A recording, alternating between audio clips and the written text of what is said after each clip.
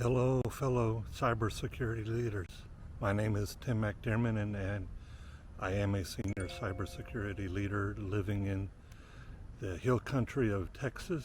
And so I most recently took the CISSP, the Certified Information Systems Security Professional Exam, and I passed. And a lot of people have been asking me, so how did I prepare for the exam? So that's what this presentation is going to be about. This exam is one of the hardest technical exams I've ever taken. The statistics are that less than 20% of the people pass on the first attempt. Most of the people who pass on the second or later attempt.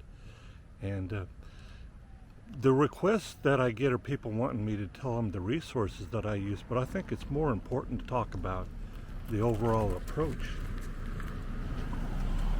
And I will give you a list of resources. They will be in the notes, but here is an approach that you should think about taking.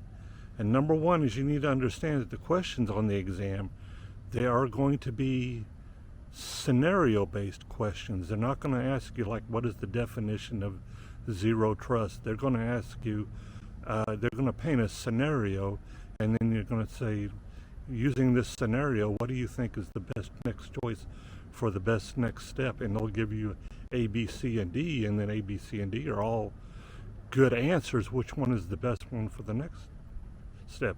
So you're going to have to think. You're going to have to think like a CISSO. So practice thinking like a CISSO. Number two is realize that this exam is going to seek out your weaknesses, and it's going to focus on those. So what you need to do when you're preparing is I took a practice exam. Well, I took this exam first to do an assessment on see what my weakest domain was, and then I studied based on that weakness. And then every weekend I took another practice test to again reassess what is my weakness, and it just concentrated on those weaknesses, etc., every week and then pass the exam that way.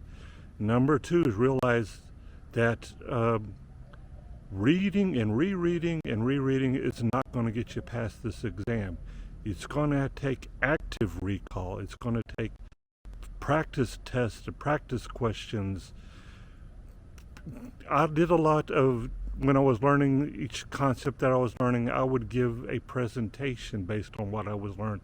So it's teach backs. They're also a good way to learn. And writing summaries of what the chapter said is also a good way to learn. You have to wrestle with the material. The rereading is not going to work. Now, like I said, I'm going to come up with this good study plan and follow it. So overall, a good book to read before you even get started is a book called Make It Stick. Make It Stick is a good book that explains how the mind works and gives you some science-proven methods for studying and preparing for an exam like this.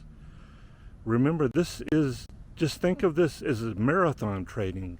You have to build endurance and gradually keep going, keep training day after day after day after day.